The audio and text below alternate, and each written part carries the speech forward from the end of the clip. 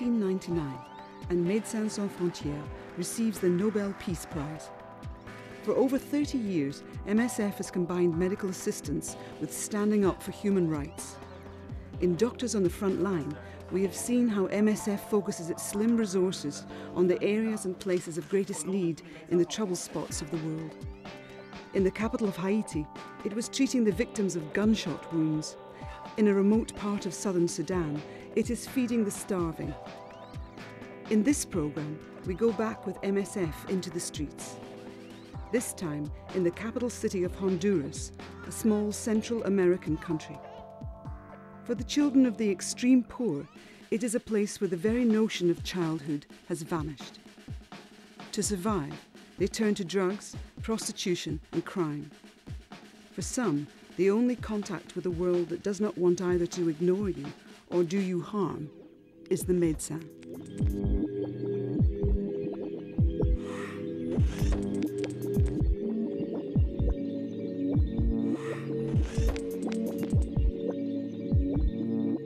16 murders this weekend in Tegucigalpa.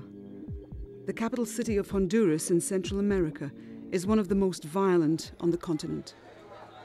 Maria was stabbed to death at 2 o'clock that morning. She was just 22 years old. Her coffin is laid in the street because it's here that Maria has lived for several years, sleeping on cardboard boxes with her 2 sisters. From time to time, Maria would go to the Medecins Sans Frontières Day Centre in Avenue Tercera. Nurses and counsellors from the centre have come to pay their respects. Medecins Sans Frontières has been operating in Honduras since 1984. In March 2005, they opened a centre in Tegucigalpa for destitute kids. The annual running cost is $400,000 to provide a safe haven for young people of the streets. Here, for a few hours, they can live the semblance of a normal life. Children and adolescents can take a shower, wash their clothes, see a doctor, or simply have some fun. According to the Honduran authorities, 3,000 children live on the streets of the capital. Alain Rias is 38. He's worked with MSF in Honduras for 4 years. He studied history and sociology at university. Before he joined MSF, he had 10 years' experience working with NGOs in Europe and Central America. Ce sont des jeunes qui viennent de quartiers très pauvres, très marginaux. These children come from very poor and marginalised districts. All they've known is violence at home. They come from broken homes. Often the parents have left Honduras, emigrated to find work, and the young have found themselves being looked after by whomever. So there's no guarantee that they'll be looked after properly, that they'll have the attention or love that they need to grow up. And they've had no proper structure.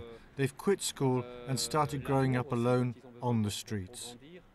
Assez souvent, comme ils n'ont pas été vraiment encadrés, ils ont déserté l'école et ils ont commencé à s'élever seuls dans la rue. Glue is the kids' insulation from the cold nights and the grim reality of life on the streets. Drug taking is forbidden inside the Médecins Sans Frontières Centre. The children must give up their glue pots as they enter. They'll be able to pick them up again when they leave. The glue is resistol, used for shoe repairs. Inhaling it sparks hallucinations and insulates the senses from hunger and cold.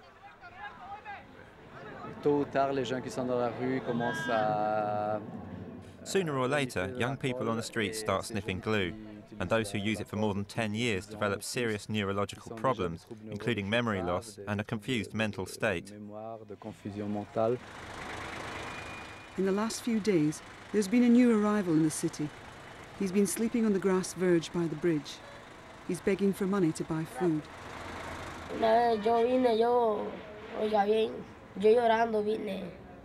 One day, when I returned home, my mother didn't want to see me anymore.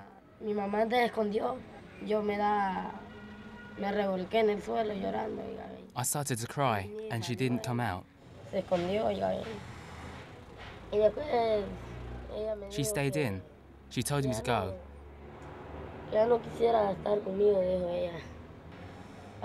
It's 2 years since I've seen my mother. En Suisse, je travaillais comme psychiatre dans un cabinet.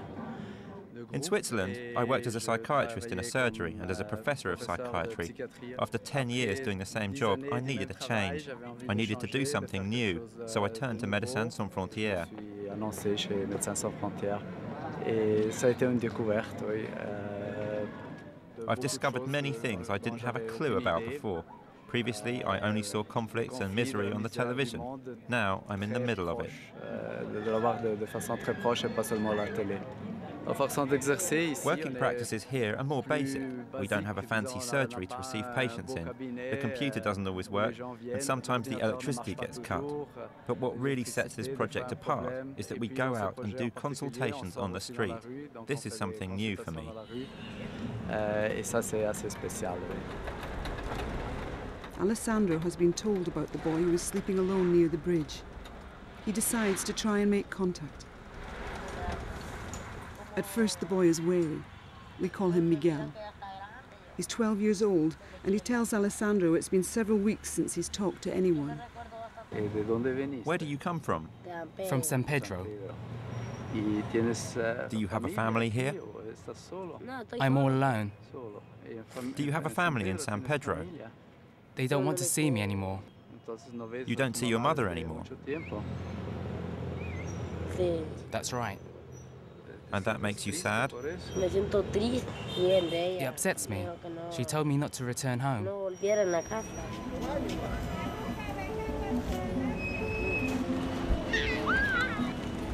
Two streets away from the bridge where Miguel now lives, Julia brings her baby to see a doctor at the MSF centre. Julia's experience is not unusual for poor women in Central America. My mother is an alcoholic. When she was drunk, she would hit me with anything she could lay her hands on. So I left home. I started living on the streets at the age of 11, and I took all sorts of drugs. I slept in the streets, on pavements, under bridges. I've experienced terrible things. Dr. Jimena Del Hoyo examines Julia's baby. Jimena comes from Argentina. She's 29 and has a degree in general and surgical medicine. She had always wanted to put her experience to good use by helping those less fortunate. Jimena has been working at the centre for over a year. The doctor has been following Julia's progress since her unwanted pregnancy. A la edad de mis 20 años, yo me tiré a la prostitución aquí en Tegucigalpa, en Aceico. At the age of 20, I became a prostitute. I would work from 6 in the evening to 8 in the morning to pay for my hits of crack.